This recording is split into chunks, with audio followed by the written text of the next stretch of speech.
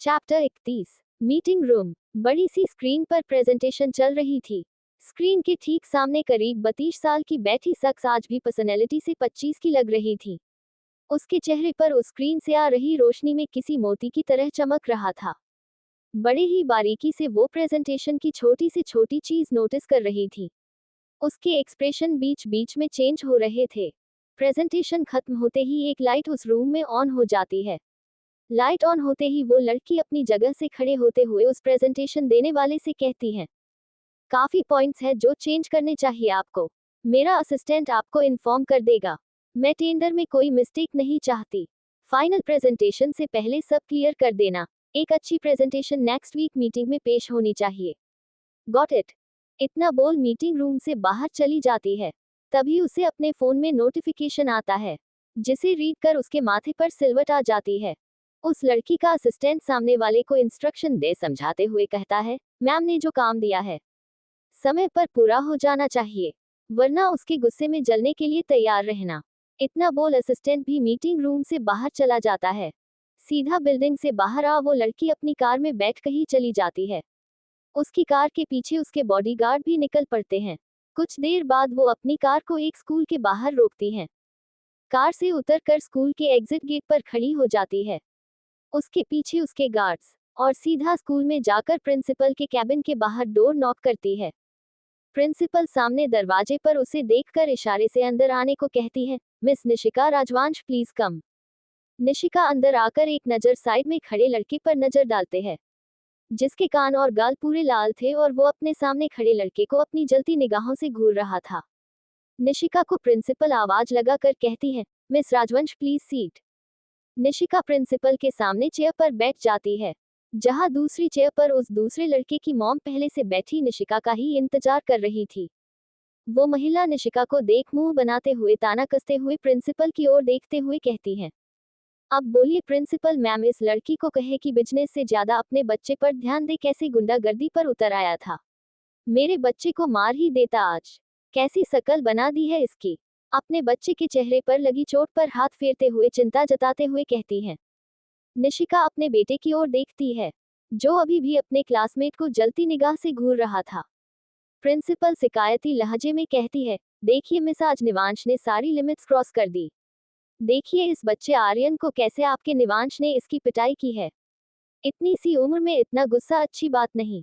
अभी से इसके गुस्से को कंट्रोल कीजिए। निशिका अपने बेटे को हाथ से इशारा करते हुए अपने बेटे को अपने पास बुलाती है, निवांश यहाँ आयो। निवांश निशिका की आवाज सुन निशिका की ओर देखता है और धीरे धीरे अपने कदम निशिका की ओर बढ़ाता है। निशिका अपने बेटे के बालों में प्यार से हाथ फेरते हुए कहती है, ऐसा क्या हुआ जो मेरा प्रिंस मॉन्स्टर बन गया। निवांश की लाल हो चुकी आंखों में देखते हुए कहती है। आर्यन की मॉम बीच में ही कूद पड़ती है, ये देखिए प्रिंसिपल मैम ऐसे कंट्रोल करेगी ये अपने बच्चे को, ऐसे प्यार से पूछेगी। मेरे बेटे की हालत देखकर तो इसे 2 थप्पड़ मारने चाहिए।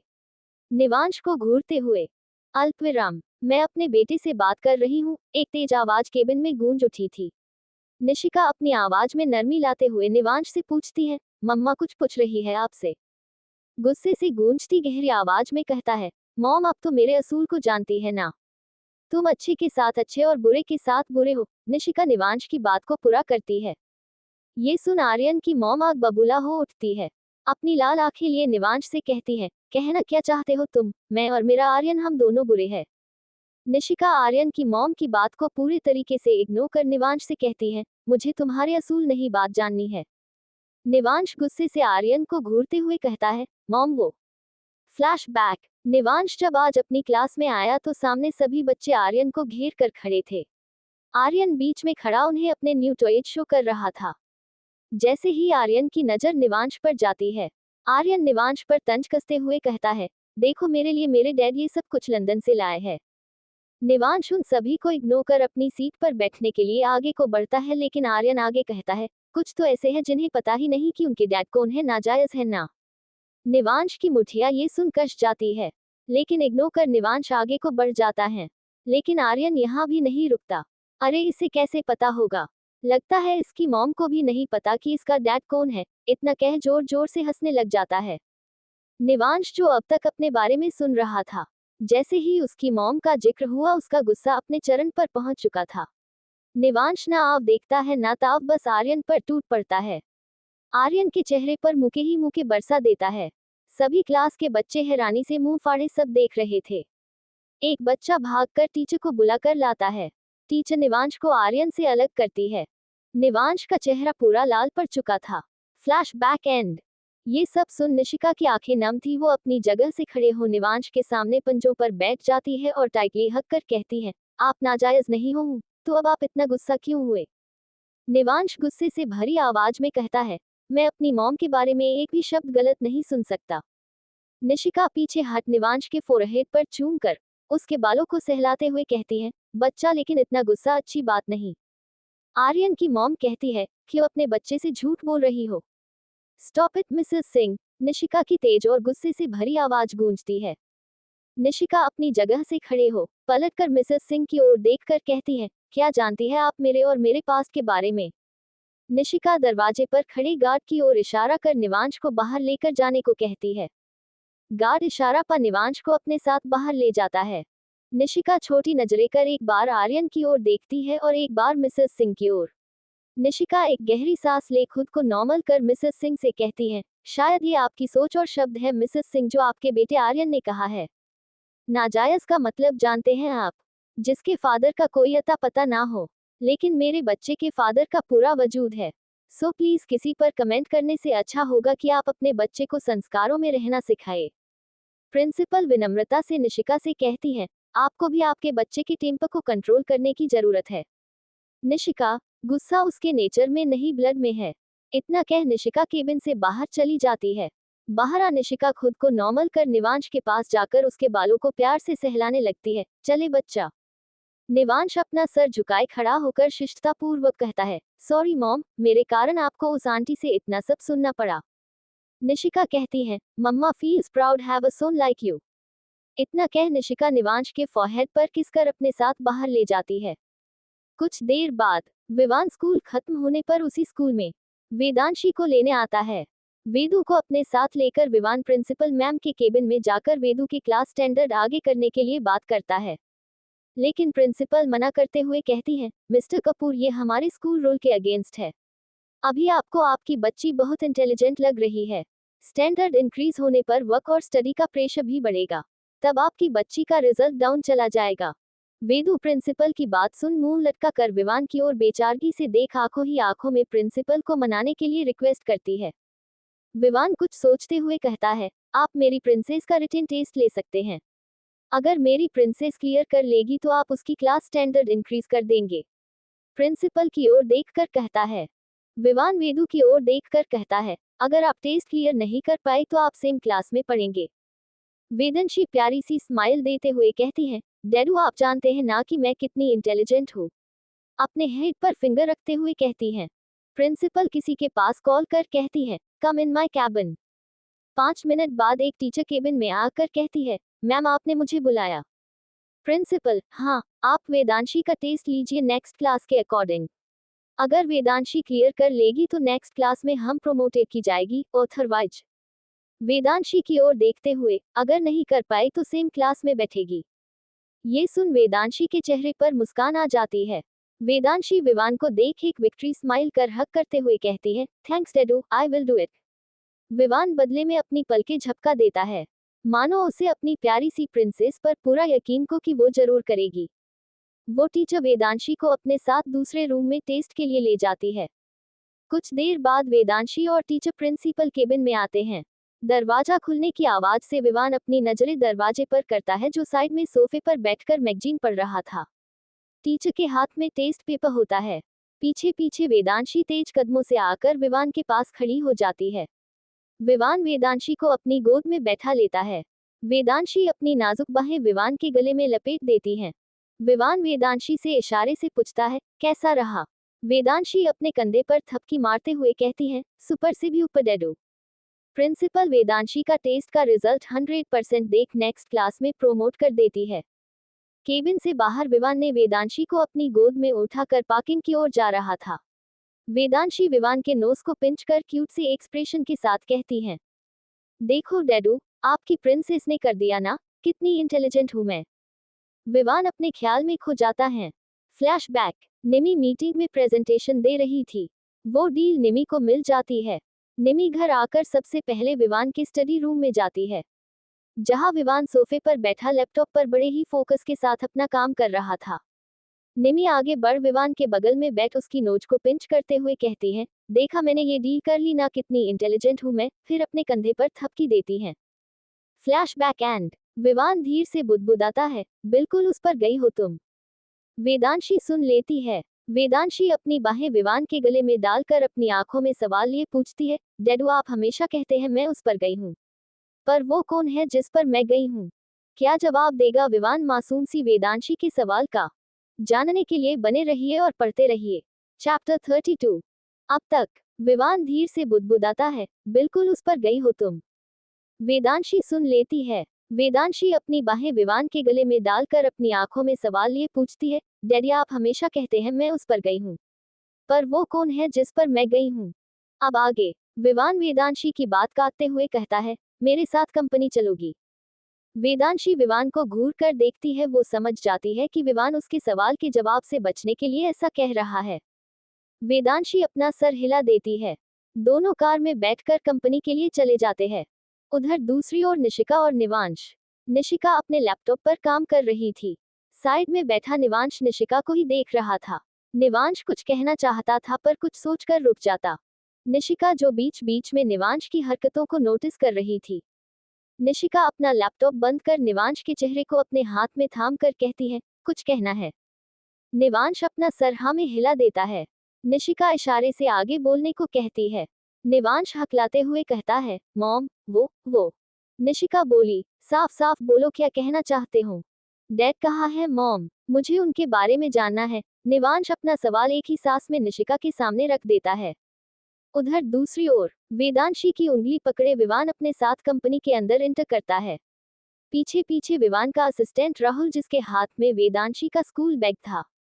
वेदांशी विवान से कहती है, डैडी मुझे पापा के पास जाना है। विवान असिस्टेंट की ओर इशारा करता है। असिस्टेंट इशारा समझ वेदांशी को निवान के कैबिन की ओर ले जाता है। राहुल केबिन का दरवाजा खोलकर वेदांशी से कहता है, सर मीटिंग में है, तब तक आप वेट करिए। अंदर जा टेबल पर वेदांशी का बैग रखकर बाहर चला जाता है। वेदांशी सोफे पर बैठ जाती है। सोचते हुए खुद से कहती है, डैडी नहीं बता रहे ना तो कोई बात नहीं, मैं मम्मा पापा से पूछ लूंगी, लेकिन मैं भी जानकर रहूंगी कि डैडी हमेशा किसकी बात करते हैं। वेदांशी अपनी सोच में गुम थी कि तभी केबिन का दरवाजा खोलकर निवान अंदर आता है। दरवाजा खुलने की आवाज सुन वेदांशी अपनी सोच से बाहर आ निवान को देख अपनी जगह से खड़े हो दौड़ते हुए निवान के पास जाती है। निवान वेदांशी को देख पंजों पर बैठ वेदांशी को हक कर लेता है। निवान वेदांशी को गोद में उठाकर सामने टेबल पर बैठाकर अपनी चेयर पर बैठ जाता है। निवान वेदांशी की दोनों चोटियों को छेड़ते हुए कहता है, कैसा गया आज का दिन? वेदांशी खुशी से चहकते हुए कहती है, पापा मैं नेक्स्ट क्लास के लिए प्रमोट हो गई। I got full marks in the test. अपनी कॉलर उठाते हुए बोली, जो उसका खुद पर भरोसा और प्राउड दिखा रहा था। निवान वेदांशी को टेबल से उठा अपनी गोद में बैठा लेता है। उसके गोल गोल चीक्स को अपने अंगूठे से सहलाते हुए कहता है, मेरी प्रिंसेस का ब्रेन अपनी मम्मा पर जो गया है, एक बार देखते ही सब याद हो जाता है। लेकिन अच्छा हुआ आपका नेचर आपकी मम्मा पर नहीं गया, वरना मैं दो दो गुसल वीनू को कैसे संभालता। मेरा नेचर किस पर गया है पापा? वेदांशी उम्मीद भरी नजरों से सवाल करती है, ये सोच कि उसके पापा ही उसे उसके सवाल का जवाब दे देंगे। कहना क्या चाहती हो तुम? एक सर्द आवाज उस केबिन में गूंज उठती है। वेदांशी और निवान दरवाजे की ओर देखते हैं तो वहां वीनू अपने हाथ बांधे खड़ी थी। निवान और वेदांशी एक दूसरे को देखते हुए चेयर से खड़े हो जाते हैं। वीनू अंदर अपनी एक आईब्रो उठाते हुए कहती है, मैं कुछ पूछ रही हूँ वेदांशी। वेदांशी हकलाते हुए कहती है, वो मम्मा, वो अपना सलाइवा गटकते हुए। वीनू छोटी नजरें कर देख रही थी। निवान वेदू को खड़ा कर खुद वीनू के पास आकर बड़े ही प्यार से कहता है, बच्ची है वो, थोड़ा प्यार से भी तो बात कर सकती हो। वीनू ये सुन निवान को खा जाने वाली नजरों से घूर रही थी। निवान आगे कहता है, मुझे जैसे चाहो वैसे घूर लो, पर वेदू को थोड़ा प्यार से, वाइफी देखो कितनी इनोसेंट है हमारी बच्ची और तुम उसे ऐसे देख डरा रही हो। वीनू पंजों के बल बैठकर वेदांशी को अपने पास बुलाती है। वेदांशी वीनू के पास जा उसे हक कर कहती है, मम्मा मैं तो बस पापा से पूछ रही थी कि मेरा नेचर किस पर गया है जिसके बारे में डैडू बात करते हैं। उद्धरण चिन्ह। वीनू वेदांशी को पीछे कर उसके चेहरे को अपने हाथ में थाम कर अपनी आवाज में नरमी लाते हुए कहती है, बेबी को ये क्यों जानना है कि आपके डैडू किसके बारे में बात करते हैं। वेदांशी एक बार वीनू की ओर देखती है और एक बार निवान की ओर। निवान जो पलके झपका वेदांशी को आगे कहने का इशारा करता है। वेदांशी सैड सा फेस बनाते हुए कहती है, डैडू को मैंने उनके लिए रोते हुए देखा है मम्मा। वीनू और निवान दोनों ही हैरानी से वेदांशी को देख रहे थे। उन दोनों को ही अपने कानों पर यकीन नहीं हो रहा था, क्योंकि विवान सभी को बाहर से सकत और रुड बनकर दिखाता है। विवान की इस साइड के बारे में कोई नहीं जानता था।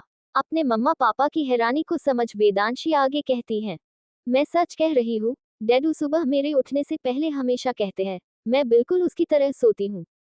ये कह एक अलग सी बेचैनी और भारीपन आता है उनकी आवाज में। वीनू कहती है, तुम्हें क्या ही पता बेचैनी और भारीपन का। वेदांशी अपनी मम्मा को घूरते हुए कहती है, आप भूल क्यों जाते हैं, मैं बहुत इंटेलिजेंट हूँ। रही बात मेरे ना जानने की तो मैं आपको बता दूं। जब आप घर लेट आते हो और पापा इधर से उधर आपकी फिक्र में रूम में चक्कर लगाते हुए आपके पास कॉल पर कॉल करते हैं, उसे कहते हैं बेचैनी।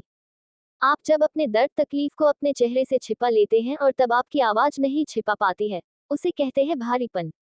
निवान वीनू दोनों ही अपनी 5 साल की बच्ची के मुंह से इतनी बड़ी बड़ी बातें सुन हैरान रह जाते हैं। उधर दूसरी ओर निवांश अपनी लाल आंखों से एक बड़े से बंगलों में अंदर आते हुए अपना स्कूल बैग कांच के मिरर पर रखकर सीधा दौड़कर अपने रूम में जाकर जोर से धड़ाम की आवाज से दरवाजे को बंद कर रूम में मिनटों के हिसाब से बिखेर कर रख देता है। अपना गुस्सा रूम में रखे सामान पर उतार रहा था, क्योंकि उसे उसकी मम्मा ने उसके डैड के बारे में कुछ भी निशिका ने नहीं बताया था। बस इसी बात से निवांश गुस्सा था। वो बस जानना चाहता था कि उसका बायोलॉजिकल फादर कौन है, क्यों उसकी मॉम उनके साथ नहीं रहती। ऐसे ही और भी बहुत से सवाल थे जो निवांश अपनी मॉम से पूछना चाहता था। निवांश के पीछे निशिका अंदर आती है और सीधा निवांश के रूम की ओर चली जाती है। निशिका निवांश के रूम बाहर दरवाजा खटखटाते हुए कहती है, निवांश बच्चा प्लीज दरवाजा खोलो। निवांश अंदर से कुछ भी रिस्पॉन्स नहीं करता। निशिका दरवाजे से लगकर जमीन पर बैठ जाती है। वही रूम के अंदर निवांश भी दरवाजे से लगकर बैठा था। दोनों माँ बेटे के बीच में बस एक दरवाजा था। निशिका नम आंखों और भीगे गले से कहती है, आई एम सॉरी बच्चा, पर मैं आपको ये नहीं बताना चाहती। अपनी मॉम की मजबूरी समझो बच्चा। अंदर से रौबदार गुस्से से भरी आवाज आती है, क्यों मॉम क्यों, आप डैड के बारे में नहीं बता सकती। आज आपने ही मिसेस सिंह से कहा था ना कि मेरे फादर का वजूद है, तो क्या मेरा उस वजूद का मुझे जानने का हक नहीं है। निशिका बाहर बैठी एक गहरी सांस भरती है। वो अपने बच्चे के एहसासों को समझ पा रही थी। एक बच्चा अपने माँ और पापा दोनों का प्यार चाहता है, साथ में रहना चाहता है। निशिका की आंख से एक आंसू की धारा उसके आंखों के काजल को चीरते हुए बाहर आ जाती है। निशिका निवांश को समझाने की कोशिश करते हुए कहती है, हाँ बच्चा, मैंने कहा था क्योंकि आप नाजायज नहीं हो। बस मैं आपको आपके फादर के बारे में नहीं बता सकती। लेकिन क्यों क्यों, निवांश गुस्से से चिल्लाते हुए कहता है। निशिका अपनी आंखें कसकर बंद कर कहती है, क्योंकि आपके डैड नहीं जानते कि उनका कोई बेटा भी है। निवांश आगे कुछ भी नहीं पूछता। कुछ देर की खामोशी के बाद दरवाजे के अनलॉक होने की आवाज निशिका के कान में पड़ती है। निशिका पलट कर देखती है तो निवांश दरवाजा खोलकर निशिका के सामने आकर उसके आंसू अपने पतली और छोटी उंगलियों से साफ करते हुए कहता है, मॉम सॉरी, मैंने आप पर गुस्सा किया। मैं बैडसोन हूँ। इतना कह अपना चेहरा झुका लेता है। निशिका निवांश को गले लगा कर कहती है, आपकी कोई गलती नहीं है। मैं जानती हूँ आप अपने डैड के बारे में जानना चाहते हैं, उनसे मिलना चाहते हैं, पर अभी नहीं। सही समय आने पर मैं खुद आपको उनसे मिलवाऊंगी, तब तक आप इंतजार करेंगे ना। निवांश निशिका के सीने में छिपे हुए अपना सर हाँ में हिला देता है। चैप्टर 33। अब आगे। निवांश निशिका के सीने से लगकर बोला, सॉरी मॉम, अब मैं कभी भी आपसे ये सवाल नहीं करूंगा जब तक आप नहीं बताएंगे। निशिका बोली, अच्छा जाओ पहले यूनिफॉर्म चेंज करो, फिर साथ में लॉन्च करेंगे। कुछ देर बाद निवांश चेंज करके निशिका के साथ डाइनिंग टेबल पर बैठा था। तभी पीछे से आवाज आती है, क्या बात है, हमारे बिना लंच हो रहा है। निशिका निवांश पलट कर देखते हैं जहां ऋषि अंदर आए चोर पर बैठ बोला, ये तो बिल्कुल गलत बात है। ऋषि को देख निवांश के चेहरे पर मुस्कान आ जाती है। निवांश बोला, पापा जानवी और मम्मा को नहीं लाए। पीछे से छोटी बच्ची की तुतलाती आवाज आती है, अरे भैया आपको क्यों लगा मैं डैड को अकेले आने दूंगा। ये है ऋषि जानू की बेटी। उम्र 5 साल, किसी बाबी डॉल से कम नहीं है दिखने में। ब्रेन अपने फादर पर गया है। जानवी के पीछे खड़ी जानू बोली, चलो अंदर, यहाँ दरवाजे पर खड़े होकर बातें करोगी अपने भैया से। जानू जानवी अंदर आ लंच के लिए उन्हें ज्वाइन करते हैं। जानू निशिका से बोली, दी आप बैठिए, मैं सर्व करती हूँ। निशिका बोली, हेल्पर्स है, वो सर्व कर देंगे, तुम बैठो। एक एम्प्लॉय आगे का सभी को सर्व कर एक साइड में खड़े हो जाते हैं। सभी लंच कर लेते हैं। जानू निवांश निवेश के रूम में चले जाते हैं। जानवी, ऋषि और निशिका तीनों लिविंग एरिया में सोफे पर बैठ बातें करते हैं। निशिका ऋषि से बोली, आज निवांश अपने डैड के बारे में पूछ रहा था, क्या मुझे उसे बताना चाहिए उसके डैड के बारे में। ऋषि बोला, दी आज भी नहीं तो कल उसे सच पता चलेगा। वो समझदार है, आप उसे समझाएंगी तो वो आपकी सिचुएशन को जरूर समझेगा। जानू बोली, आपको बताना चाहिए, कहीं ऐसा ना हो मेरी तरह उसे भी कोई मिसअंडरस्टैंडिंग हो जाए। इतना बोल जानू उदास हो बोली, सॉरी मैंने कितना कुछ कह दिया था आपसे। निशिका बोली, जानू कितनी बार माफी मांगोगी, तुम्हारी जगह में होती तो शायद मुझे भी गलत फहमी हो जाती। छोड़ो पुरानी बातों से। उधर रूम में जानवी और निवांश दोनों इसी बारे में बात कर रहे थे। निवांश बोला, जानवी मुझे पता लगाना है मेरे डैड कौन है, लेकिन मॉम को बिना बताए। जानवी बोली, भैया आप बुआ जी का फोन मुझे ला कर दे दो, साथ में एक लैपटॉप देखना, अगर उसमें आपके डैड की इंफॉर्मेशन या फोटो होगी तो हम ढूंढ लेंगे। एक विक्ट्री स्माइल करते हुए बोली। दोनों ही हाई फाई कर खुश हो जाते हैं। अपना मिशन पूरा करने के लिए सोचते हैं कि कैसे निशिका का फोन उसके पास से लेकर कुछ देर के लिए उससे दूर करना है और निवांश के डैड की इंफॉर्मेशन निकालनी है। दूसरी ओर ओबरॉय मेंशन, एक 4 साल की बच्ची पिंक फ्रॉक पहने इधर से उधर भाग रही थी। उसके पीछे साड़ी पहने उसकी माँ हाथ में दूध का ग्लास लिए बोली, मिष्टी बच्चा दूध पिलो, इधर आयो मम्मा के पास। मिष्टी अपना सरनामे हिलाकर लिविंग एरिया में बैठी निर्मम की गोद में बैठ अपनी बतिशी देखा बोली, मिष्टी दूधू नहीं। निर्मम मिष्टी को अपनी गोद में भर बोली, मिश्री क्यों बच्ची से जिद कर रही हो, थोड़ी देर में माधव के पास अपने आप पी लेगी। साहिल बाहर से आते हुए बोले, मिष्टी देखो दादू आपके लिए क्या लाए। साहिल के हाथ में 2 डॉल थी। वो एक मिष्टी को देकर बोले, ये दूसरी वेदू के लिए है। निर्मम हंसने लगी। साहिल बोले, अब आप क्यों हंस रही है। निर्मम बोली, आपको लगता है आपकी वो नातिन इन गुडे गुड़ियों से खेलेगी, वो तो खुद को बड़ी समझती है। वो मना करते हुए बोलेगी, नानू मैं बड़ा हो गया हूँ, मैं छोटे बच्चों को खिलौनों से नहीं खेलता। इतना कह निर्मम फिर हंसने लग जाती हैं। मिश्री साहिल के लिए पानी ला उन्हें देते हुए बोली, पापा जी पानी कैसी गई आपकी ट्रिप। अच्छी रही। साहिल बोल पानी लेकर बोले, बेटा एक कॉफी का दोगी। मिश्री हाँ में सर हिला। निर्मम से पूछती है, मॉम आप लोगे। निर्मम सामने देख बोली, नहीं लेकिन माधव की बना लेना। मिश्री पलटकर माधव की ओर देखती है। उसकी आंखें उसे देख नम हो जाती है। मिश्री किचन में जाकर 2 कप कॉफी बना कर लाती है। एक वो साहिल को दे देती है, लेकिन माधव रूम में चला गया था। मिश्री उसकी कॉफी रूम में ले जाती है। माधव जहां सोफे पर बैठ अपने शूज रिमूव कर रहा था। मिश्री कॉफी टेबल पर रख बोली, कैसी रही ट्रिप, दिल फाइनल हुई। माधव बिना कुछ कहे वॉशरूम में चला जाता है। उसके एक नजर भी मिश्री की ओर नहीं देखा था। माधव ने पुलिस की सर्विस छोड़ साहिल का बिजनेस ज्वाइन कर लिया था, जिसे माधव और वीनू मिलकर संभाल रहे हैं। निमी के जाने के बाद एक टिप के चलते अपना बिजनेस मुंबई से दिल्ली में शिफ्ट कर लिया, लेकिन आज तक उन्हें निमी नहीं मिली, या ये कह लो कि निमी इनसे छिपकर रह रही है। कुछ देर बाद माधव चेंज करके आता है। वो कॉफी का मग ले बालकनी में खड़ा हो जाता है। मिश्री माधव के पीछे बालकनी में आ नम आंखों और भीगे गले से बोली, माधव जी क्या आप मुझे माफ नहीं कर सकते। माधव अभी भी कुछ नहीं बोला। मुंशी की आंख से आंसू लुढ़क कर गाल पर आ गया था।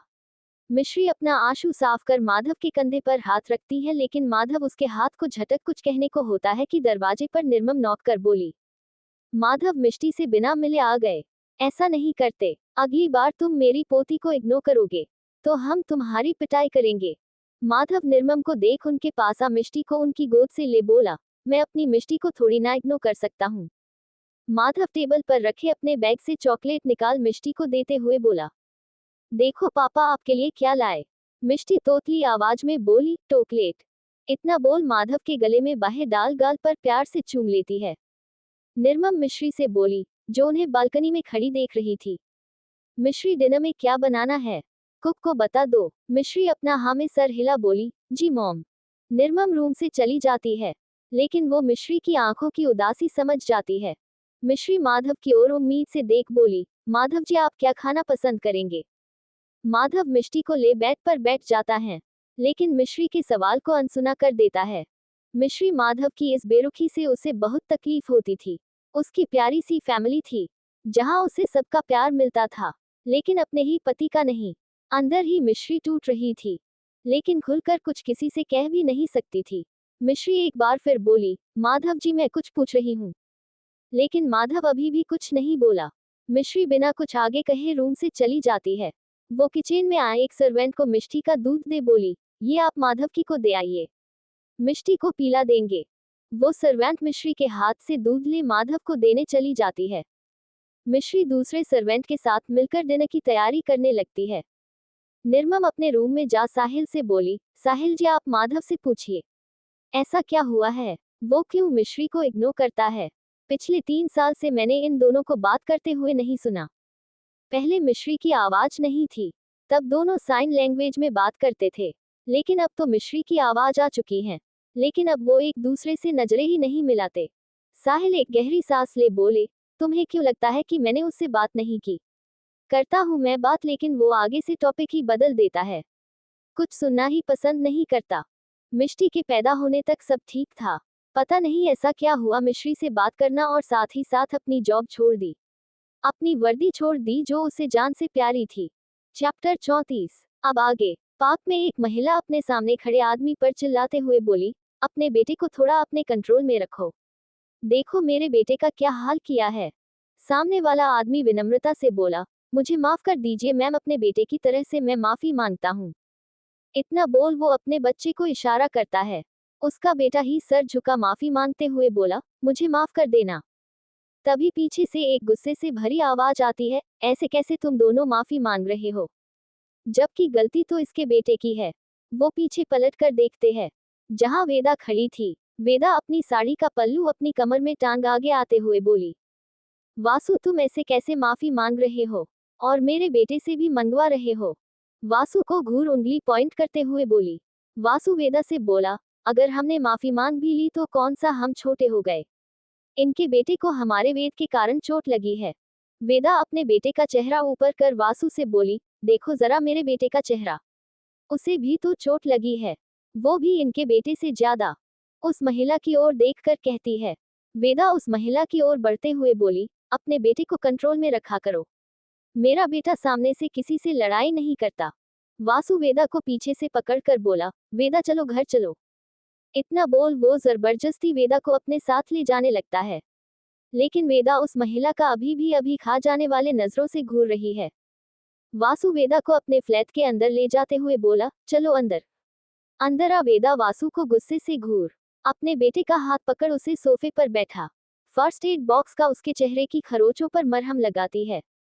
वेदा खुद में ही बड़बड़ा रही थी, मेरा एक बेटा है वो भी अपने बाप पर चला गया, शरीफ पूरा का पूरा, बेटा 2-4 गुण अपनी माँ के भी ले लेता। इतना बोल अपने बेटे के झांकने पर मरहम लगा वासु की ओर पलट कर बोली, आगे से मेरा बेटा बिना गलती के माफी नहीं मांगेगा, समझे? तभी एक रौबदार आवाज गूंज उठती है, कौन किससे माफी मांग रहा है? वासु वेदा पलट कर देखते हैं, जहां उधम और चंदा फ्लैट के अंदर आ रहे थे। वासु वेदा की ओर नामे इशारा कर कुछ भी बताने से मना करता है, लेकिन वेदा भी वेदा थी, वो कहाँ चुप रहने वाली थी। वेदा अपना पल्लू कमर से निकाल ठीक कर उधम के पास आ बोली, बाऊ जी ये आपका डरपोक बेटा मेरे बेटे को भी वैसा ही बना रहा है, देखिए ना बिना गलती के उस पड़ोसन से माफी मांग के आए हैं दोनों। उधम वेद के पास बैठे हुए उसकी चोट को चेक करते हुए बोले, किसने हाथ लगाया महारे पोते को? वेदा बोली, देखिए ना बाऊ जी मेरे बेटे का क्या हाल किया है, फिर भी ये दोनों माफी मांग कर आए हैं। उधम बोले, बरखुरदार नालायक, तुझे तो उससे माफी मंगवानी थी, ना कि मांग कर आनी थी। चंदा आ गया वेद को अपनी गोद में ले बैठ बोली, अब आप दोनों क्यों मेरे बेटे के पीछे पड़ गए? भूल जाए, जो हुआ सो हो गया। बच्चे हैं, बच्चे तो ऐसे ही लड़ते हैं। वेदा कुछ कहने वाली होती है कि वासु उसे रोकते हुए बोला, तुम पागल हो गई हो जो उस बात को पकड़ कर बैठी हो। चलो डिनर लगाओ, मुझे बहुत भूख लगी है।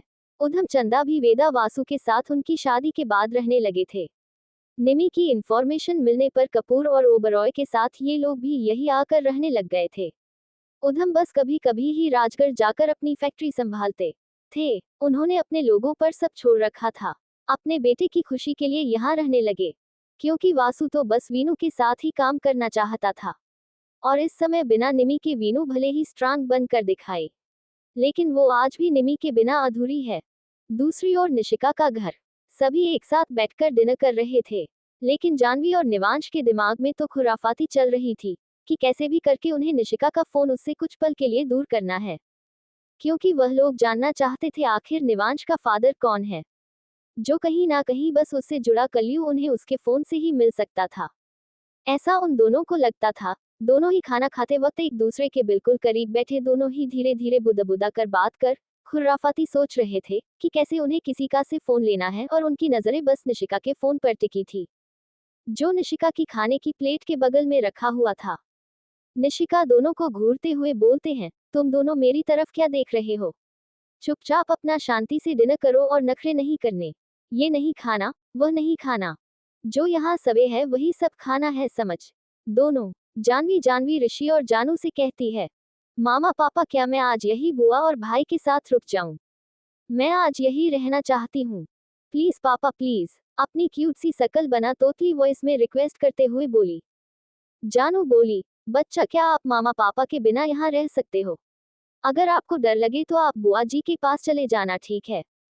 जानवी क्यूट सा फेस बना सर हाँ में हिलाकर बोली, हाँ हाँ, अगर मुझे डर लगेगा ना तो मैं बुआ जी के पास सोने चले जाऊंगी। अगर नहीं लगेगा तो मेरे पास भाई है ना, मैं आज भाई के रूम में ही सो जाऊंगी और हम बहुत सारी बातें करेंगे।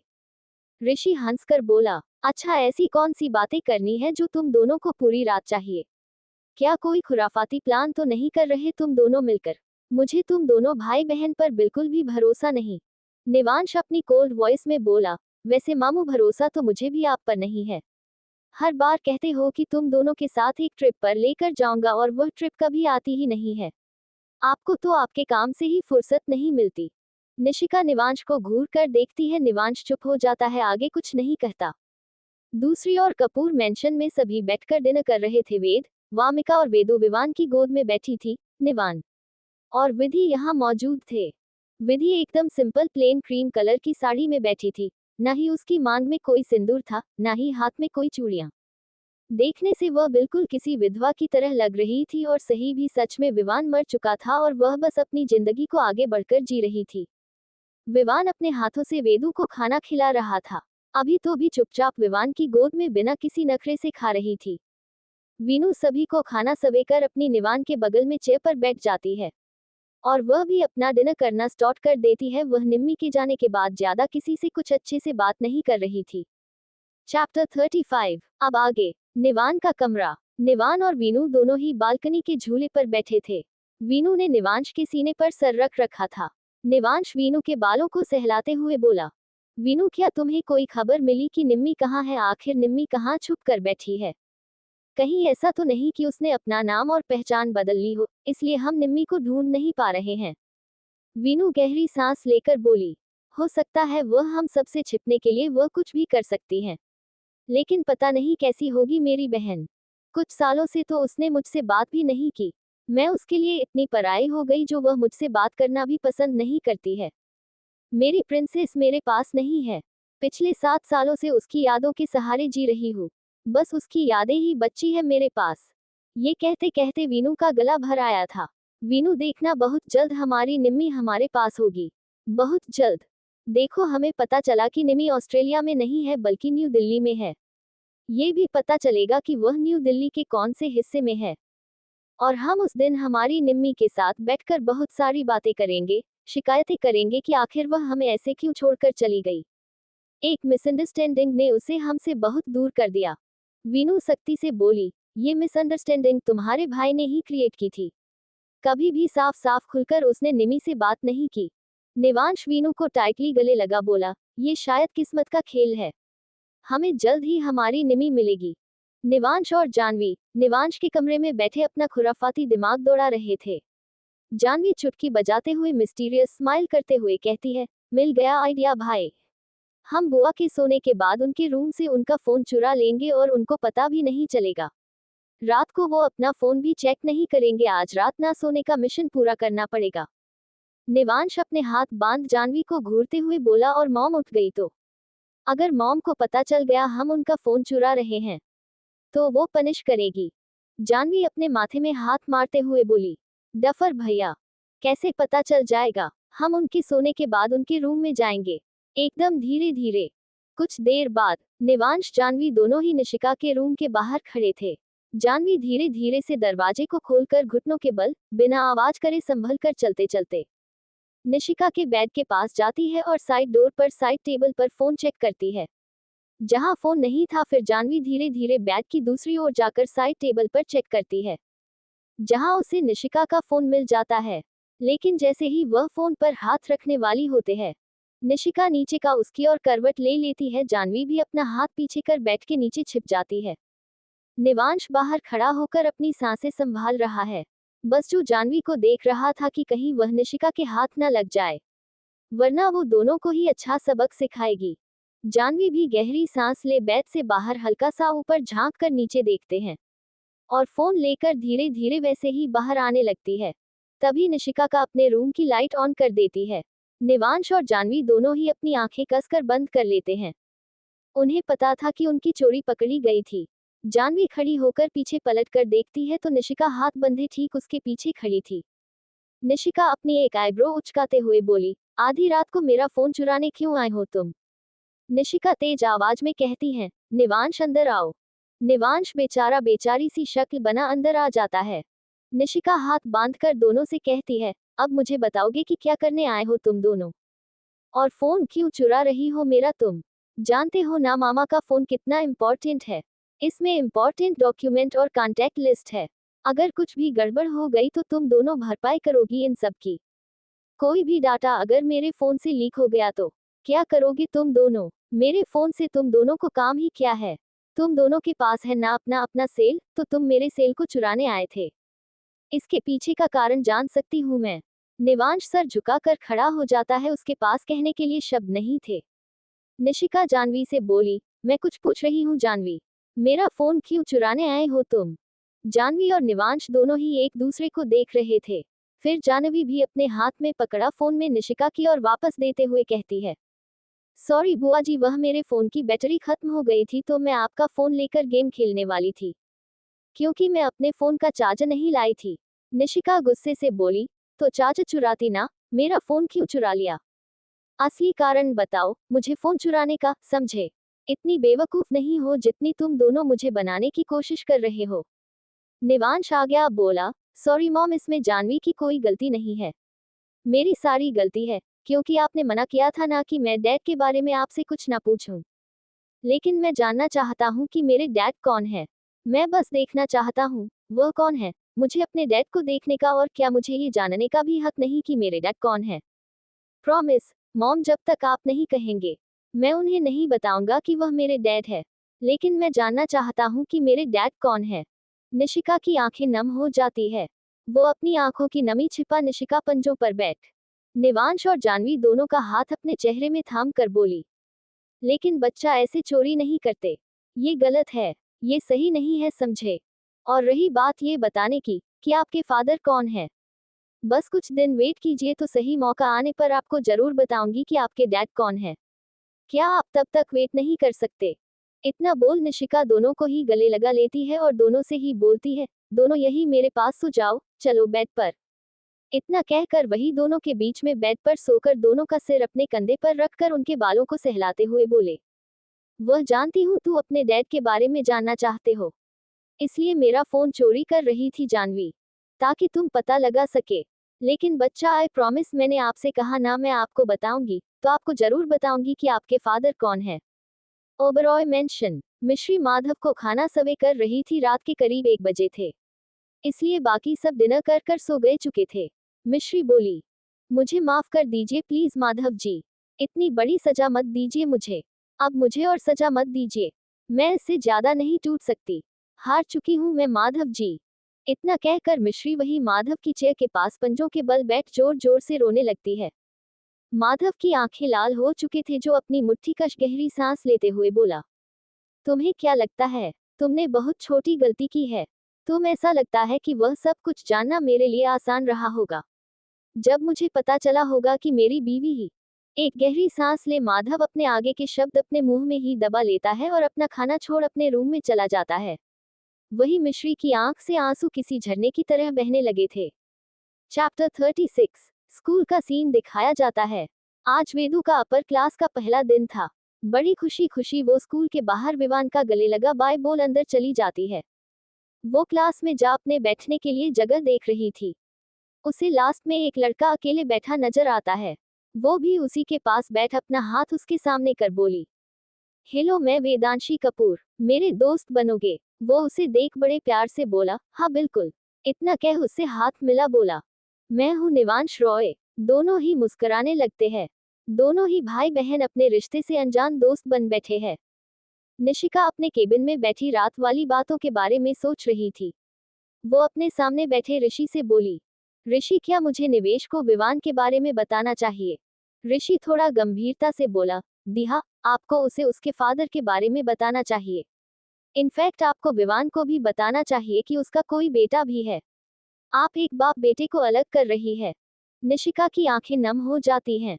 वो अपनी आंखों की नमी छिपा बोली, लेकिन मुझ में वापस जाने की हिम्मत नहीं है। तभी उस केबिन के दरवाजे पर दस्तक होती है। सामने निशिका का असिस्टेंट अधीर था।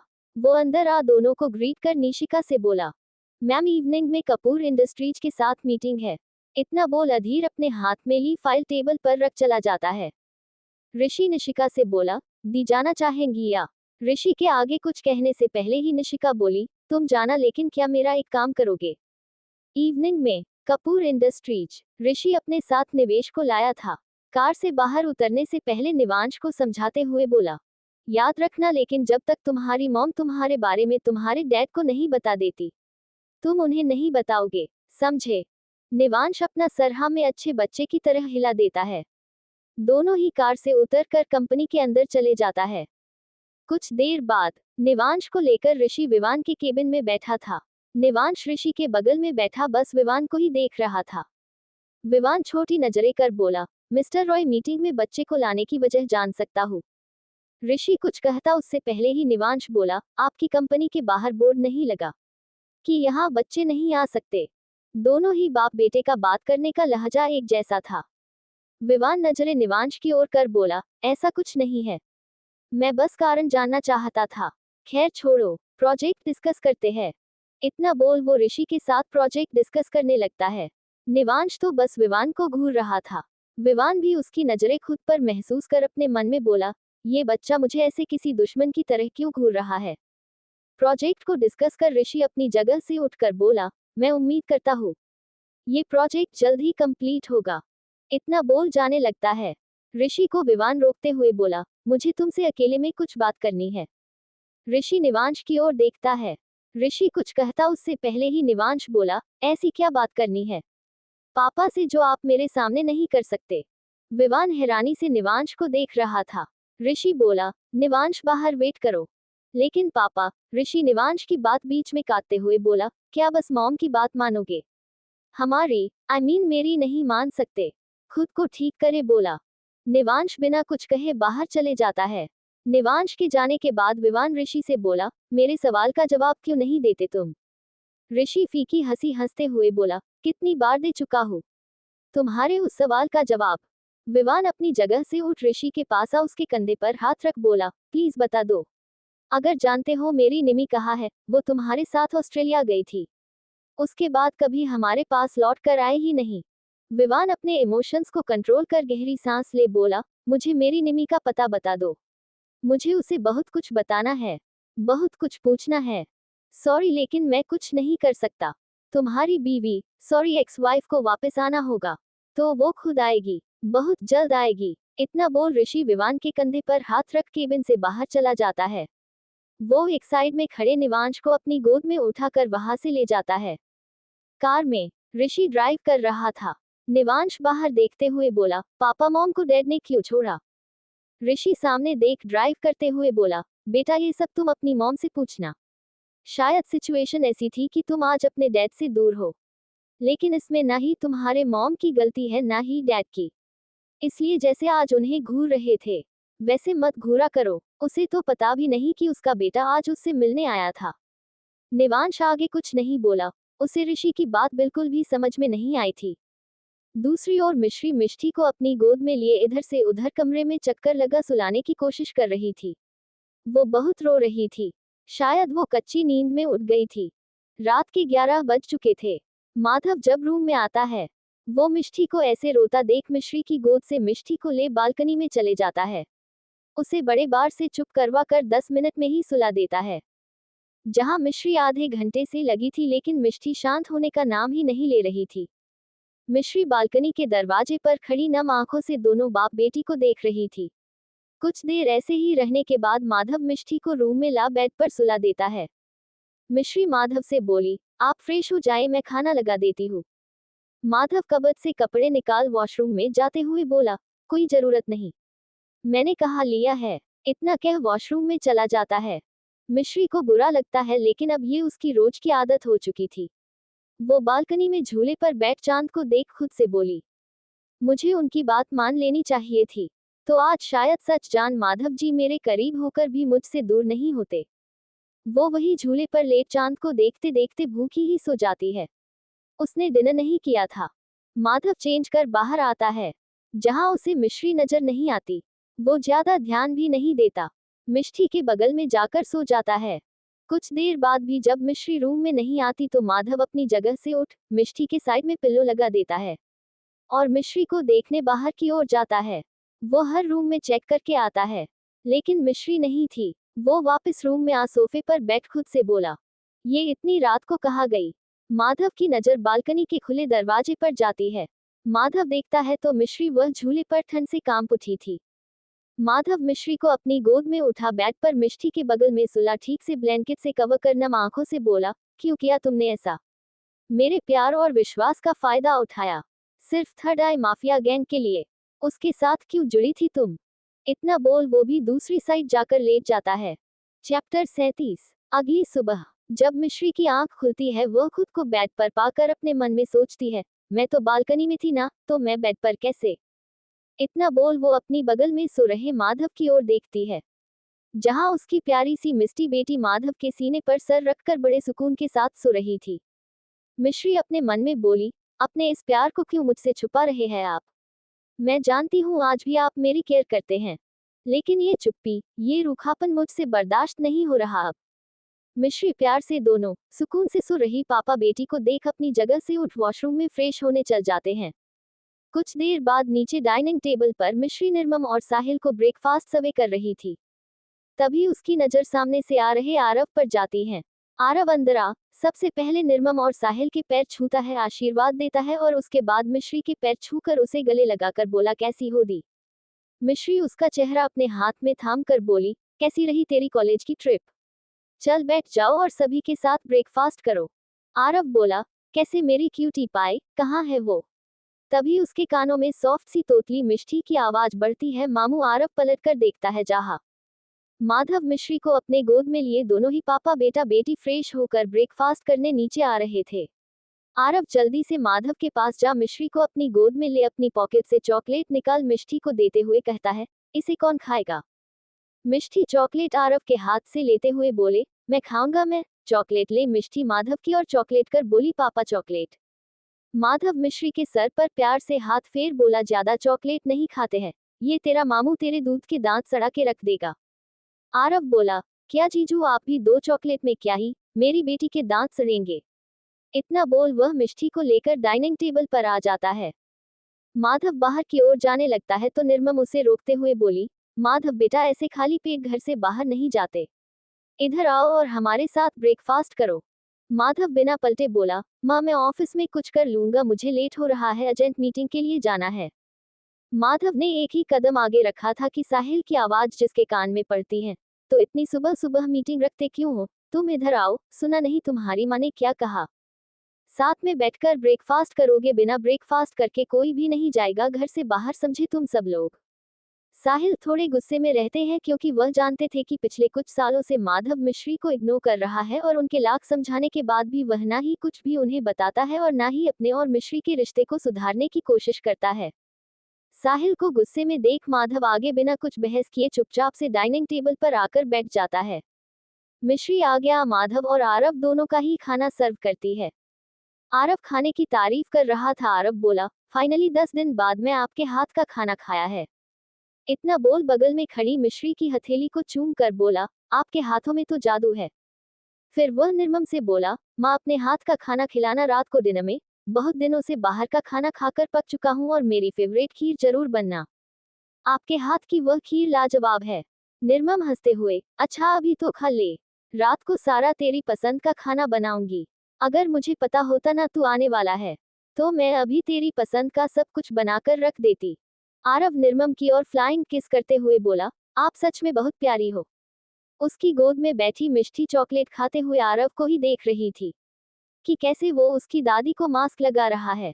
आरव की आवाज मेडिसिन और ट्रीटमेंट से वापस आ चुकी थी। इन 7 साल में बहुत कुछ बदल चुका था। अब आरव स्कूल से कॉलेज में आ चुका था। मिश्री और माधव के रिश्ते बदल चुके थे। एक कड़वाहट ने उनके रिश्ते में अपनी जगह बना ली थी। निवांश ऋषि के साथ घर वापस आ सीधा अपने रूम में जाता है। बालकनी के पास विंडो में बैठ बस वहां से बाहर के नजारे को देख रहा था। उधर ऋषि घर पर आ निशिका के रूम में जाता है और उसके सामने सोफे पर बैठते हुए बोला, दी आपके कहने पर मैं निवेश को विवान से मिलवा कर आया हूँ, मतलब दिखा कर लाया हूँ। लेकिन उसने मुझे एक सवाल किया कि आखिर उसके डैड ने उसकी मॉम को क्यों छोड़ा। क्या आप बताएंगे उसे? क्या निवांश को सब सच बताएंगे? लेकिन अब तो वह गलतफहमी भी दूर हो गई है। विवान सच जान चुका है ये कि वह लड़की माया नहीं थी जिसे वह ढूंढ रहा था, वह आप थी। आपकी भी तो गलतफहमी दूर हो गई ना। अगर उस माया से प्यार करता तो एंगेजमेंट नहीं तोड़ता। वह पागलों की तरह आपको ढूंढ रहा है। आप अपना नाम बदल कर रह रही है, इसलिए उसके लिए मुश्किल हो रहा है आपको ढूंढना। क्यों छिपकर सब कुछ कर रही है? एक बार विवान से जाकर बात करके देखिए। उसे बात कर देखिए कि उसका कोई बेटा भी है। प्लीज दी प्लीज, एक बार विवान से मिल लीजिए। निमी अपने इमोशनलेस चेहरे से उसकी सारी बातें सुन रही थी। वह अपनी जगह से उठ बालकनी में जा बाहर ढलते हुए सूरज को देख रही थी। ऋषि भी उसके पीछे पीछे बालकनी में आ उसके पीछे खड़ा हो जाता है। निम्मी ऋषि से बोली, तुम्हें सूरज को ढलते हुए देख रहे हो? ये रोज ढलता है। रोज एक नई सुबह आती है। मुझे नहीं पता वह मेरी जिंदगी की नई सुबह कब आएगी, कब मैं हिम्मत कर कर विवान के पास जाकर कहूंगी कि निवांश उसका बेटा है। लेकिन मेरी हिम्मत तब टूट जाती है। मेरी हिम्मत नहीं है वापस मुड़ कर जाने की। हम सब कुछ छोड़कर, सबको बिना बताए यहाँ आ गई थी। क्या जवाब दूंगी मैं वापस जाकर दी के सवालों का? क्या जवाब दूंगी? कैसे मैं वापस जा उन्हें बताऊंगी कि मैंने हमारे बायोलॉजिकल माँ पापा के कातिलों से बदला ले लिया है? ऋषि की आंखें ये सुन नम हो जाती है। निमी आगे बोली, कैसे मैं उन्हें बताऊंगी कि निशिका राजवंश मेरी असली पहचान है? उनकी भी एक असली पहचान है, लेकिन मैं उन्हें कैसे बताऊंगी? उन्हें आज तक कुछ याद नहीं आया और मेरी यादों से वह काली रात गायब नहीं होती। हर रोज नया सवेरा तो आता है पर मुझ में हिम्मत नहीं आती। मुझ में हिम्मत नहीं आती कि उस घर में वापस चली जाऊं।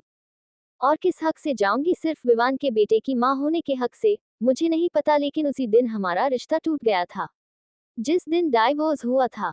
ऋषि निमी के दोनों हाथों को अपने हाथ में थाम कर बोला, दी एक कागज के टुकड़े पर साइन करने से दिल के रिश्ते खत्म नहीं होते। मैं जानता हूँ आप आज भी विवान से प्यार करती हैं। आपकी आंखों में दिखता है मुझे। आप उसकी पल पल की खबर रखती है। मिलने में क्या हर्ज है? बस एक बार मेरे कहने से उसके पास चले जाए। अगली बार प्रोजेक्ट से रिलेटेड कोई डील हो तो प्लीज आप जाएगा उस मीटिंग को हैंडल करने। निमी कुछ नहीं कहती। ऋषि निमी के रूम से चला जाता है। चैप्टर 38। ऋषि निम्मी को विवान से मिलने के लिए कहता है, एक बार उससे मिलकर बात करने को कहता है। अब आगे जानवी निवांश के रूम में आ उसके बगल में बैठ बोली, भाई आप अपने पापा से मिले? निवांश खिड़की से बाहर देखते हुए बोला, हाँ मिला, लेकिन पापा ने मना किया कि मैं डैड को ना बताऊं कि मैं उनका ही बेटा हूँ। जानवी इस पर कुछ नहीं बोली। जानवी थोड़ा पॉज ले आगे बोली, भाई तुम्हारे डैड तुम्हारे जितने हैंडसम होंगे ना? निवांश अपने माथे पर हाथ मार कर बोला, इतनी परेशानी में भी तुम्हें ये जाने की पड़ी है कि मेरे डैड हैंडसम है या नहीं है। मैं परेशान हूँ कि मॉम डैड अलग क्यों हुए ये सोचकर। जानवी निवांश के गाल खींचते हुए कहती है, यही बड़ी है क्योंकि मैं जानना चाहती हूँ मेरा भाई अपने पापा पर गया है। मैं जानती हूँ कि तुम्हारी शक्ल बुआ जी पर बिल्कुल नहीं मिलती। निवांश सर हिलाकर बोला, चलो नीचे चलकर कुछ खाते हैं। इतना बोल दोनों ही भाई बहन रूम से निकलकर नीचे किचन की ओर आकर एक सर्वेंट से कहते हैं, हमें भूख लगी है। इतना कहकर दोनों ही डाइनिंग टेबल पर बैठ जाते हैं। वह सर्वेंट कुछ ही देर में दोनों के लिए खाना सर्व करती है।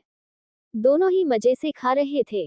तब निशिका रेलिंग के सहारे ऊपर खड़ी उन दोनों को देख रही थी।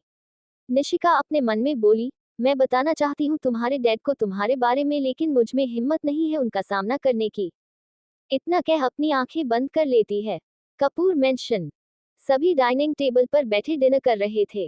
वेदु विवान की गोद में बैठी उसके हाथ से खाना खा रही थी और वह आज स्कूल में अपनी और निवांश के बीच जो भी कुछ हुआ, फ्रेंडशिप हुई, बात हुई, सब कुछ बता रही थी। वेदु विवान के गाल खींचते हुए बोली, डैडू आज मेरा नया दोस्त जो बना है ना, उसकी गाल बिल्कुल आपके जैसे हैं और उसकी आंखें भी बिल्कुल आप पर गई है। विवान वीनू के मुंह में खाना डालते हुए बोला, तुम भी ना अजीब अजीब बातें करती रहती हो, चलो चुपचाप खाना खाओ। कुछ देर बाद वेदु और विवान विवान के कमरे में थे। वीनू वेदु को विवान के रूम से लेने आती है। वीनू विवान की पीठ पर बैठी हुई थी और विवान अपना लैपटॉप में काम कर रहा था। ये देख वीनू वेदु को विवान से अलग करते हुए कहती है, चलो आज मम्मा के पास सोना है, इसको कम करने दो। लेकिन वेदु मना करते हुए बोली, नहीं मम्मा, मुझे डैडू के पास ही सोना है। वीनू वेदु को घूरते हुए बोली, सुनाई नहीं दिया मम्मा ने क्या कहा? तुम एक बार में मेरी कोई बात सुनती क्यों नहीं हो? कुछ ज्यादा जिद्दी होने लगी हो आजकल। इतना कह वह जबरदस्ती वेदु को विवान से अलग कर अपने रूम में ले जाती है। पूरे रास्ते वेदु अपने हाथ पैर मार रही थी वीनू की गोद से उतरने के लिए। वीनू वेदु को अपने रूम में ला बेड पर बैठाते हुए कहते हैं, क्या प्रॉब्लम है तुम्हारी? क्या तुम्हारे मम्मा पापा नहीं है? मर गए हैं हम? जब देखो उसे डैडू डैडू करके उस विवान कपूर के पीछे पड़ी रहती हो। कभी तो हमें भी समय दे दिया करो। ना मेरे हाथ से खाती हो, ना हमारे पास बैठती हो, ना मेरे हाथ से पानी पीती हो। क्यों? क्या है ऐसा उस विवान कपूर में? ये सुन कहीं ना कहीं वेदु को अच्छा नहीं लगता। उसकी आंखें नम हो जाती है। अपनी बेटी की आंखों में पानी देख वीनू एक गहरी सांस ले उसका चेहरा अपने हाथों में थाम कर बोली, बच्चा मैं आपकी मम्मा हूं ना, तो क्या आप मम्मा के साथ टाइम स्पेंड नहीं कर सकते? मम्मा भी चाहती है ना कि उनका बच्चा उनके साथ टाइम स्पेंड करे। वेदु अपने हाथ बांध कर बोली, नहीं, क्योंकि आपने मुझे नहीं बताया था कि डैडी किसकी बातें करते हैं। कौन है वह? तभी निवान पीछे से रूम में आता हुए कहता है, बता दो ना वीनू, इसे आखिर कौन है वह? इसका भी जाने का हक है। रिश्ता है उससे। क्या हुआ अगर विवान ने निम्मी से रिश्ता तोड़ लिया? लेकिन निम्मी का रिश्ता तुमसे तो नहीं टूटा है ना, और ना ही टूट सकता है। भला कैसे तुम अपने प्रिंसेस को अपनी बेटी से छुपा सकते हैं? वेदु निवान को देख बेड से उतरकर दौड़कर जाकर निवान की गोद में चढ़ जाती है। निवान अपने बच्चों के आंसू साफ कर उसे अपने सीने से लगा उसके बालों को रब करते हुए बोला, ऐसी रोते नहीं है, आपको पता है ना मम्मा जल्दी गुस्सा कर देती है। तो मम्मा जो कहती है वह आप एक बार में अच्छे बच्चे की तरह मानती क्यों नहीं? वेदु मासूमियत से बोली, लेकिन पापा आपको पता है ना मैं डैडू के पास सोता हूँ, तो मम्मा मुझे यहाँ क्यों लाए? निवान वेदु का चेहरा पीछे कर उसके आंसू साफ करते हुए बोला, मम्मा बस आपके साथ टाइम स्पेंड करना चाहती है। तो आप मम्मा के साथ थोड़ी देर खेलो और उसके बाद डैडू के पास सोने चले जाना जब आपको नींद आए, लेकिन अभी मम्मा और पापा के साथ टाइम स्पेंड नहीं करोगे आप। इतना बोल निवान अपना चेहरा दूसरी ओर कर लेता है। वेदु निवान की चिक अपनी छोटी छोटी उंगलियों से पकड़ उसका चेहरा वापस से अपने ओर करते हुए कहती है, सॉरी, मैं समझ गया कि मुझे मम्मा और पापा को भी टाइम देना है, डैडी के साथ साथ। निवान वेदु को बेड पर बैठा देता है और फिर वीनू को भी इशारा करता है शांत होने का। फिर से वेदु निवान और वीनू को निवांश के बारे में बताने लगते हैं कि नई क्लास में उसका नया दोस्त बना है निवांश राजवंश। वेदु मासूमियत से बोली, मैं सच्ची कह रहा हूँ, उसके चेक्स और उसकी आइस ना डैडी से मिलती है। ये सुन वीनू खुद ही सोच बोली, कहीं निम्मी यहाँ से गई तब वह प्रेग्नेंट तो नहीं थी? वह अपनी ही सोच में गुम हो जाते हैं। लेकिन वीनू फिर खुद को समझाते हुए कहते हैं, नहीं नहीं, ऐसा होता तो वीनू हमारे पास वापस आती। वह ऐसे कैसे विवान को उसके बच्चे से दूर कर सकती है? मेरी वीनू बहुत समझदार है, वो ऐसा कुछ नहीं करेगी। दूसरी ओर वासु अपनी कार वेदा के अस्पताल के बाहर रोकता है। वेदा न्यूरोसर्जन थी। वासु काफी देर वहीं खड़ा रहकर कार के पास टेक लगाकर खड़ा हो जाता है और वेदा का इंतजार करता है। करीब आधे घंटे बाद वेदा अंदर से अपने हाथ में डॉक्टर का कोट लिए प्लेन सिंपल सी साड़ी में बाहर निकल कर आती है। वह चेहरे से थके हुए लग रही थी। उसका चेहरा मुरझाया हुआ था। एक हाथ उसकी गर्दन पर था। वह अपनी गर्दन को मालिश करते हुए बाहर आ अपना एक हाथ से कान पकड़कर वासु से सॉरी बोलते हुए कहते हैं, सॉरी वासु। वो अचानक से एक पेशेंट की तबीयत खराब हो गई है, मुझे इतना टाइम लग गया, सॉरी। वासु वेदा के सर पर हाथ रख कर बोला, कोई बात नहीं, चलता है। अब वैसे भी मेरी बीवी की रिस्पॉन्सिबिलिटी कम नहीं है। इतना कहकर वह कार का दरवाजा वेदा के लिए खोलता है और वेद के बैठने के बाद वह साइड सीट पर बैठकर ड्राइविंग स्टार्ट कर देता है। करीब आधे घंटे बाद दोनों ही अपने फ्लैट में मौजूद थे। चंदा खाना सभी को सवेकर देती है। कहने को तो घर में सर्वेंट थे, लेकिन खाना जो था वह घर की औरतें ही बनाती थी। अगर वेदा जल्दी आ जाती थी तो वो, वरना चंदा खाना बनाती थी।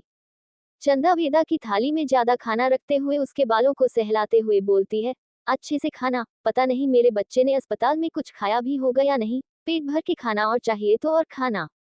चैप्टर 39। अब आगे। स्कूल में वेदु और निवांश साथ में बैठे लॉन्च कर रहे थे। वो ही दोनों अकेले रहते थे, बाकी सभी ग्रुप बनाकर बैठे थे।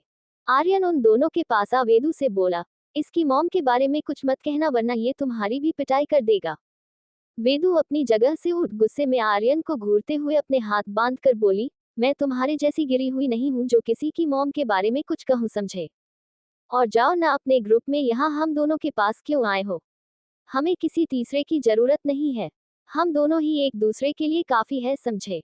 वेद डांट कर आर्यन को वहां से भगा देती है। भले ही वेदु क्यूट सी चंचल सी थी, लेकिन जब उसे गुस्सा आता था तो वह बिल्कुल अपनी मॉम जैसे गुस्से में हरकतें करती थी। उसका चेहरा पूरा लाल पड़ चुका था और वह अपनी मोटी मोटी आंखों से आर्यन को घूर रही थी।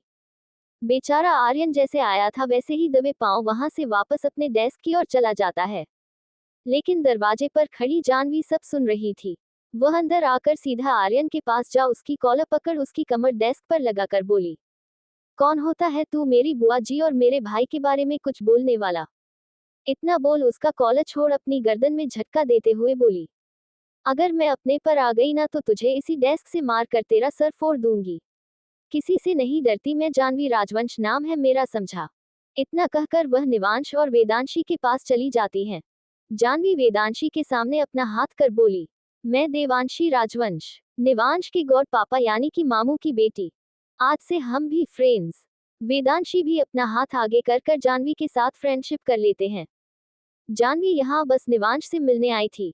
लंच टाइम में उसे नहीं पता था वह आर्यन को ऐसा कुछ बोलते हुए सुनेगी और उसे एक नई दोस्त मिल जाएगी। दूसरी ओर वीनू अपनी केबिन में बैठी हाथ में पेन ली उसे अपनी उंगलियों के बीच घुमाते हुए किसी गहरी सोच में गुम थी। तभी केबिन का दरवाजा नॉक कर वासु अंदर जाकर वीनू के सामने फाइल रखकर बोला, मैं इस फाइल पर सिग्नेचर चाहिए। वीनू अपने हाथ में पकड़े पेन से फाइल पर सिग्नेचर कर फाइल बंद करते हुए वासु से बोली, वासु हम निम्मी का कुछ पता क्यों नहीं लगा पा रहे? क्यों? ऐसा तो नहीं कि निम्मी नाम बदल कर रह रही है, उसने अपने आइडेंटिटी चेंज कर ली हो? वासु बोला, होने का तो कुछ भी हो सकता है। वीनू अचानक से बोली, क्या मेरी निम्मी प्रेग्नेंट भी हो सकती है? वासु छोटी नजरें कर हैरानी से बोला, यह क्या कह रही है आप मैम? वीनू बोली, मेरी वेदू अपने किसी क्लासमेट को विवान के साथ कंपेयर कर रही थी, उसके फेशियल फीचर्स को पता लगा उसका वह नया फ्रेंड कौन है, आज वेदू को स्कूल लेने मैं जाऊंगी। वासु अपना सर हाँ में हिलाकर चला जाता है। वीनू अपने मन में सोचते हुए बोली, मैं भी तो पता लगाऊं ये निवांश राजवंश कौन है जिसका चेहरा विवान कपूर से मिलता है। कुछ देर बाद वासु वीनू की कार को वेदू के स्कूल के बाहर रोकता है। वीनू तो वही एग्जिट गेट पर अपनी कार से उतरकर कमर लगाकर खड़ी हो जाती है। एक एक बच्चे पर वह नजर गड़ाए गौर से देख रही थी। दूसरी ओर जानू भी निवांश और जानवी को लेने आई थी। वह भी एक साइड में खड़ी थी। तभी वेदू, जानवी और निवांश तीनों ही एक साथ एग्जिट गेट से बाहर आते हैं। वीनू जब उन्हें देखती है, वो बिजनेस सूट पहने कार से टेक लगाकर खड़ी थी। वह जैसे ही उन्हें देखते हैं वह अपनी आंखों पर से गॉगल उतार कर अपने हाथ में ले वह बिना पलके झपकाए निवांश को देख रही थी। उसे भी एक पल को ऐसा लगा जैसे कि वह विवान का बचपन देख रही हो। उसे वेदू की बातों में झूठ, वहम नजर नहीं, बल्कि सच्चाई नजर आ रही थी। निवांश का चेहरा सच में विवान से मिलता है। वीनू जल्दी से आगे जा वेदू के पास जाती है, वह उसका हाथ पकड़कर बोली, तो यह है तुम्हारा नया क्लासमेट, न्यू क्लास का न्यू फ्रेंड्स। वेदू अपना सर हाँ में हिलाकर बड़ी सी स्माइल कर बोली, mama meet my new friends, Jahnavi and Nivansh Rajvansh. तभी दूसरी ओर से जानू भी निवांश और जानवी को जानू लेने आ जाते हैं। वह दोनों के पास जा उन दोनों के बैग लेते हुए बोली, बच्चा अपने फ्रेंड को बाय बोलो और चलो। तीनों ही आपस में बाय बोलकर अपनी अपनी मॉम के साथ जाने लगते हैं और वीनू तो बस वहां खड़ी निवांश को जाते हुए देख रही थी। उसके मन में जानने की क्यूरोसिटी थी कि ये बेबी किसका है। वह जानू की ओर पलटकर अपनी छोटी नजरें कर सवाल भर जानू से पूछता है, क्या मैं जान सकती हूँ कि आपका बेटा निवांश के फेस फीचर्स में अपने माँ पर क्यों नहीं गया? आई मीन आप पर क्यों नहीं गया? जानू मुस्कुराकर बोली, मैं इसकी माँ नहीं हूँ, यह मेरी सिस्टर इन लॉ का बेटा है, मैं बस इसकी गॉडमदर हूँ। वीनू कुछ सोच बोली, हो मुझे लगा आपके बेटे की शक्ल तो बिल्कुल आप में नहीं मिलती, बल्कि इसकी शक्ल तो। खैर छोड़िए, इतना बोल अपनी बात को पलट देती है, मैं इनकी माँ से जरूर मिलना चाहूंगी। आपकी मम्मा का नाम क्या है? इतना बोल वीनू निवांश से सवाल करती है। निवांश पॉलिटली कहता है, निशिका राजवंश। वीनू की नाम सुन बच्ची कुच्ची उम्मीद टूट जाती है, लेकिन उसे क्या पता उसकी निम्मी निमिशिका से निशिका बन चुकी है। पर वह फिर पूछती है, what's about your daddy? Nivansh अपने मन में सोचता है, मैं अपने डैडी का नाम तो किसी को बता भी नहीं सकता। फिर वह कहता है, आई हैव ए गॉडफादर। मैं अपनी डैडी के साथ नहीं रहता, मैं अपने गॉडफादर और गॉडमदर और मॉम के साथ रहता हूँ। मेरी गॉडफादर का नाम है ऋषि राजवंश और मेरी गॉड मदर से तो आप मिल ही ली है, जानू राजवंश। जैसे ही ऋषि का नाम वीनू सुनती है वह हैरान रह जाती है। उसे याद आता है कि लास्ट टाइम ऋषि ही था जो निम्मी को अपने साथ लेकर गया था। कुछ सोच वीनू बोली, ऋषि राजवंश राजपूत इंडस्ट्रीज के प्रेसिडेंट। जानू मुस्कुराते हुए बोली, जी हाँ, क्या आप जानती हैं? वीनू अपने हाथों की मुट्ठी बना अपने गुस्से को कंट्रोल कर अपनी फेस पर स्माइल आते हैं। वह बोली, हाँ उन्हें कौन नहीं जानता, और मैं तो बहुत अच्छे से जानती हूँ, उनसे पूछिएगा कि निमिशिका ओबरॉय को कहाँ छिपा कर रखा है। ये सुन जानवी थोड़ी हैरान होती है, लेकिन फिर अपने इमोशंस को कंट्रोल कर हैरानी दिखाते हुए बोली, मैं कुछ समझी नहीं, क्या कहना चाहते हैं आप? वीनू सीरियस हो बोली, अपने पति से यह सवाल कीजिएगा, वह आपको बहुत अच्छे से समझा देंगे, और उनसे कहना कि ज्यादा नौटंकी ना करें, चुपचाप मुझे बता दे कि मेरी निम्मी कहाँ है, वरना जिस दिन मेरे सब्र का घड़ा फूटेगा उस दिन उसके लिए अच्छा नहीं होगा। जानू को गुस्से से घूर वीनू वेदू का हाथ पकड़कर कार की ओर ले जाती है। जानवी बस अपनी हैरान और शौक हो बिना पल के झपका बीनू को जाते देख रही थी। उसे समझने में देर नहीं लगती कि वो कहीं ना कहीं निम्मी की फैमिली है, जो निम्मी को ढूंढ रही है, जिसे बस ऋषि जानता है कहाँ है, क्योंकि उसे भी नहीं भी और ऋषि को लेकर गलतफहमी हो गई थी। लाइक शेयर कमेंट सब्सक्राइब करें। चैप्टर 40। अब आगे। वीनू कार में वेदू के साथ बैठी थी, लेकिन उसका दिमाग तो बस ऋषि और निम्मी के बारे में सोच रहा था कि कैसे निम्मी आखिरी बार उन सबको झूठ बोलकर ऋषि के साथ चली गई थी और आज तक वापस नहीं आई। उधम, वीनू, विवान अपने सारे सोर्सेस का इस्तेमाल कर चुके थे, लेकिन फिर भी कोई खबर नहीं थी निम्मी की उनके पास। वेदू वीनू से सवाल करती है, मम्मा ये निम्मी कौन है? आप उन्हें क्यों ढूंढ रहे हैं? वीनू वेदू की ओर पलट कर देखती है। वो अपने गुस्से को साइड कर बड़े प्यार से वेदू के बाल सहलाते हुए बोली, वो तुम्हारी मासी माँ है, जिसके बारे में तुम्हारे डैडी बात करते हैं। वेदू मासूमियत से बोली, फिर वो हमारे साथ क्यों नहीं रहती? वो सब छोड़ो, अब ये बताए आपका बर्थडे आने वाला है, आप क्या करना चाहते हैं अपने बर्थडे पर? वेदू खुशी से बोली, हम एक ग्रैंड बर्थडे पार्टी रखेंगे, मैं उसने अपने न्यू फ्रेंड्स जानवी और निवांश को भी बनाऊंगी। वीनू बोली, हाँ बिल्कुल, क्या मासी माँ आएगी? थोड़ी उदासी के साथ वेदू बोली। वासु कार ड्राइवर करते हुए बोला, हम सब उन्हें ढूंढ रहे हैं, वो जरूर मिल जाएगी। दूसरी ओर निशिका उफ हमारी निमी अपनी कार में बैठी कहीं जा रही थी। उसके हाथ में फाइल थी, जिसे वो मजबूती से पकड़ कर बैठी थी। कुछ देर बाद उसका ड्राइवर कार कपूर इंडस्ट्रीज के बाहर कार रोक बोला, मैम हम पहुंच गए। निशिका का असिस्टेंट अद्विक उसके लिए बैक सीट का दरवाजा खोलता है। निशिका हिम्मत कर कार से बाहर अपना कदम रखती है। वो ऋषि की बात मान यहाँ विवान से ही मिलने आई थी, उसका रिएक्शन देखने आई थी। निशिका हिम्मत कर कंपनी के अंदर चली जाती है। उसके पीछे अद्विक रिसेप्शन पर जा बोला, हमारी विवान कपूर के साथ मीटिंग है। रिसेप्शनिस्ट बोली, सर फिलहाल मीटिंग में है, आप 10 मिनट उनके केबिन में वेट कर सकते हैं। इतना बोल वो केबिन का रास्ता बता उन्हें वह जाने को कहती है। दोनों कुछ देर बाद केबिन के बाहर खड़े थे। अद्विक आगे बढ़ निशिका के लिए विवान के केबिन का दरवाजा खोलता है। सामने विवान का असिस्टेंट राहुल था जो यहाँ कोई फाइल लेने आया था। जैसे ही राहुल की नजर निम्मी पर जाती है वो हैरानी से आंखें फाड़े निम्मी को देख रहा था। उसे अपनी आंखों पर यकीन नहीं हो रहा था कि जिस निम्मी को वो लोग पिछले 7 सालों से ढूंढ रहे हैं वो ऐसे अचानक से आकर उसकी आंखों के सामने खड़ी होगी। राहुल के हाथ से फाइल छुटकर नीचे जमीन पर गिर जाती है। राहुल जल्दबाजी में बोला, आप बैठिए, मैं सर को बुलाकर हूँ। इतना कह राहुल भागते हुए केबिन से बाहर जा सीधा मीटिंग रूम की ओर जाता है, जहां वह एक झटके के साथ दरवाजा खोलते हुए विवान से बोलते हैं, सर मैं आपका केबिन में वेट कर रही है। लेकिन विवान गुस्से में आकर बोलता है, यह क्या बेहुदा हरकत है, यह मीटिंग रूम है और मीटिंग रूम में तुम्हें पता है ना मुझे इस तरीके से दखलंदाजी पसंद नहीं। राहुल गहरी गहरी सांस ले खुद की बढ़ती सांसों को नॉर्मल करते हुए बोला, सर वो निम्मी मैम आपका केबिन में वेट कर रही है। विवान हैरानी और खुशी के मिले जुले भाव लिए बोला, यह क्या कह रहे हो तुम? राहुल कॉन्फिडेंस के साथ बोले, सर सच में निम्मी मैम वेट कर रही है।